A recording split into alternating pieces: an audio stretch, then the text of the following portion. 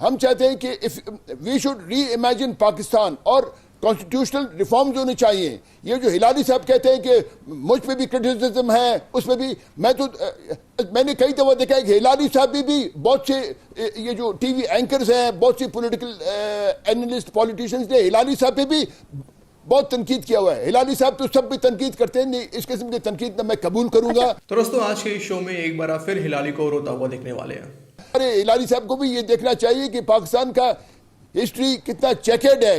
آج آپ ریاست پاکستان اور ہمارے فورن پالیسی کو دیکھیں, آپ سے ایران خوش نہیں, آپ سے افغانستان خوش نہیں, آپ سے چین ڈرتا ہے, آپ سے ہندوستان خوش نہیں. سب سے جو اہم آج پاکستان میں یا بلوچوں, جی میری بات سنیں, جو سب سے اہم ہمارا بات ہے, ہمارا مسنگ پرسن ہے. انٹیلیجنس ایجنسیوں نے ہمارے لوگوں کو اغوا کیا ہے, ہمارے لوگ ٹارچر سیلوں میں پڑے ہوئے ہیں. مگر ہمارے کچھ سیکیورٹی کنسرنز بھی ہیں.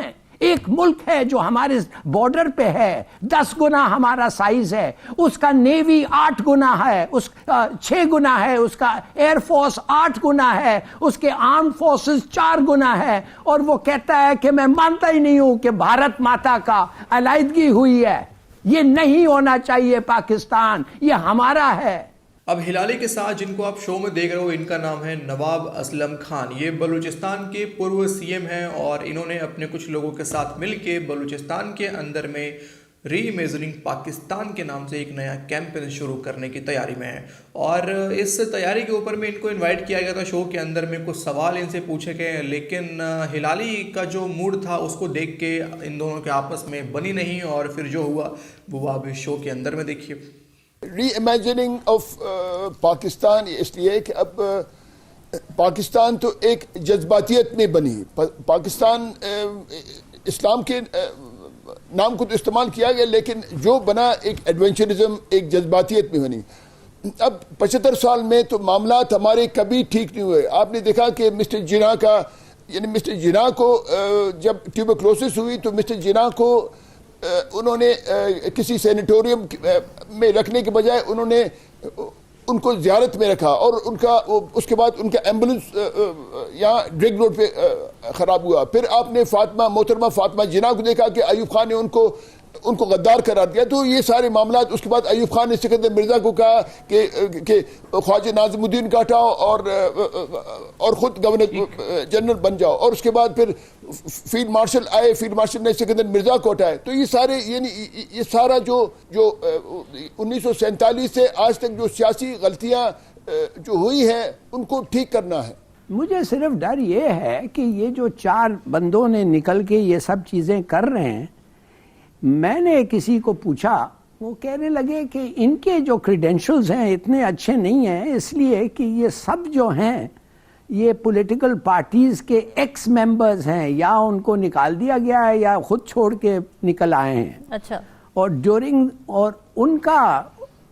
ان کا جو ٹرم تھا اس میں کوئی خاص ان معاملوں پہ ترقی نہیں ہوئی تھی. ہمارے لوگ ٹارچر سیلوں میں پڑے ہوئے ہیں, کتنے زندہ ہیں, کتنوں کو انہوں نے قتل کیا ہوا ہے. مطلب اس کا جواب ہلالی صاحب کے ساتھ ہے, یعنی ہلالی صاحب کے ساتھ یہ ہمارے مسنگ پرسن کا جواب ہے ان کے پاس.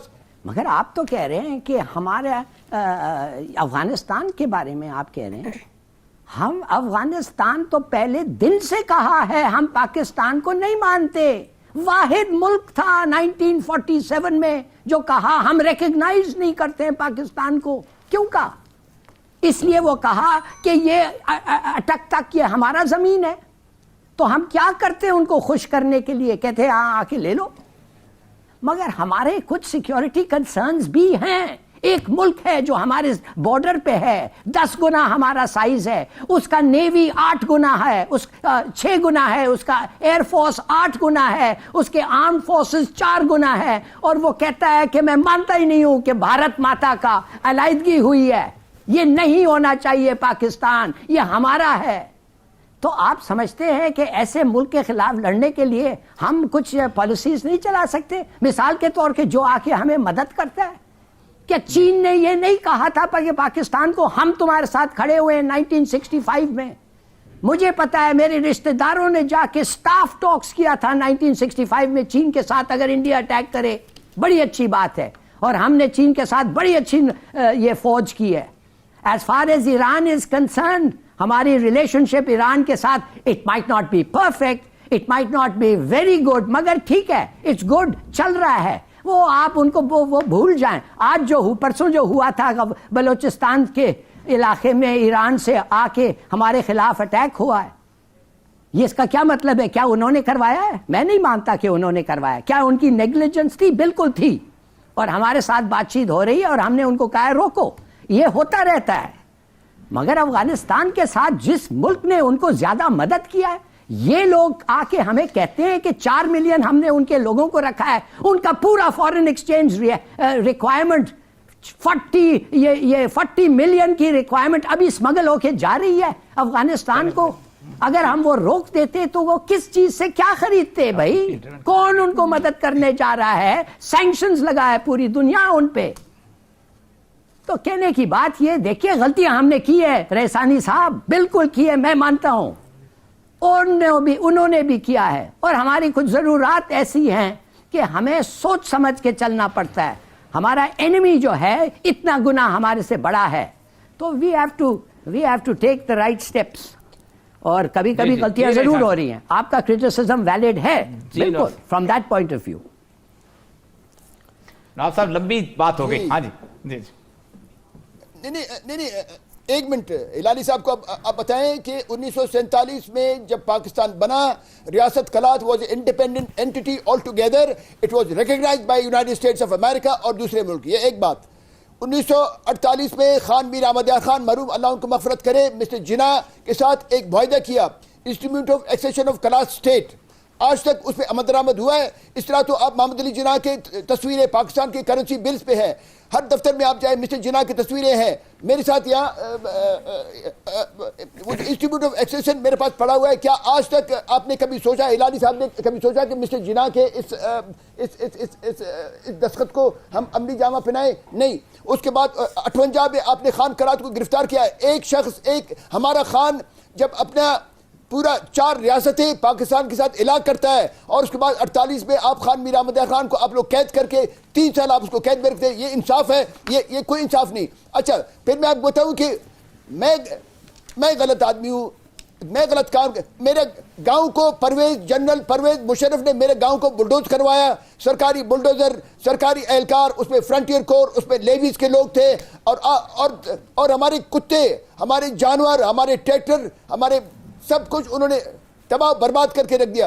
کیا یہ انصاف ہے؟ پاکستان کا جو مخدوش جو سیکیورٹی سچویشن ہے وہ تو اتنا خراب ہو گیا ہے کہ آج پاکستان کے نیوکلیئر پروگرام سے سارا دنیا خوفزدہ ہے, سارا دنیا خوفزدہ ہے. اور چاہے وہ چین کے شکل میں ہو, روس کے شکل میں ہو, یا ہمارے دوسرے اسلامی ممالک کے دوستوں, کیونکہ سیکیورٹی سچویشن ہمارا اتنا مخدوش ہے کہ وہ ڈرتے ہیں کہ اگر خدا نہ خواستہ یہ ہمارا سیکیورٹی ایسیڈز کسی دہشت گردوں کے ہاتھ لگ گئے تو دنیا کا کیا حالت ہوگا. تو یہ it is a very complex situation.